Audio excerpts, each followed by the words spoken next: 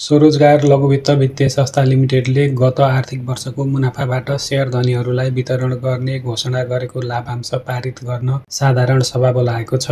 लघुवित्तले वैशाख 29 गते नेपाल प्रज्ञा प्रतिष्ठान कमलादीमा 16औं वार्षिक साधारण सभा बोलाएको हो। सो सभा दिनको 11:30 बजे सुरु हुनेछ। सभाले हाल कायम चुक्ता पुँजीको 13.5% का दरले बोनस शेयर र सोको कर प्रयोजनार्थ 0.71% नगद लाभांश वितरण गर्ने विशेष प्रस्ताव पारित गर्नेछ। यसका साथै सभाले मर्जर तथा इक्विजिसन सम्बन्धी कार्य गर्न र प्रबन्ध पत्र तथा नियमावली संशोधन गर्न सञ्चालक समितिलाई अख्तियारी प्रदान गर्ने, लेखा परीक्षक नियुक्ति गर्ने लगायतका प्रस्तावहरू पनि पारित गर्नेछ।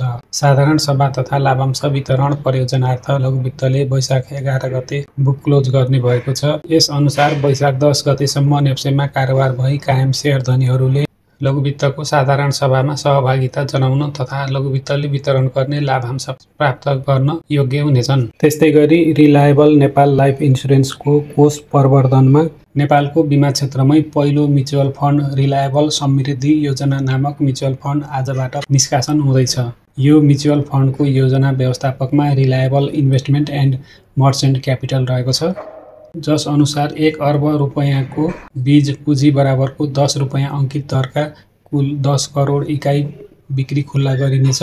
कुल इकाइमध्ये 15% ले हुन आउने 1 करोड 50 लाख इकाइमध्ये कोष प्रवर्धक रिलायबल नेपाल लाइफलाई 14% ले हुन आउने 1 करोड 40 लाख इकाइ र 1% ले हुन आउने 10 लाख इकाइ योजना व्यवस्थापक रिलायबल क्यापिटललाई छुट्याइएको छ। बाँकी 8 करोड 50 लाख इकाइको सार्वजनिक निष्कासन गरिनेछ। यसमा न्यूनतम 100 कितादेखि अधिकतम 1 करोड इकाइसम्म आवेदन दिन सकिनेछ।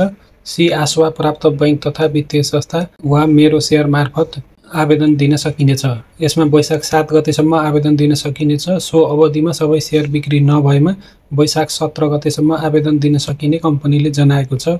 यो बन्दमुखी योजना हो।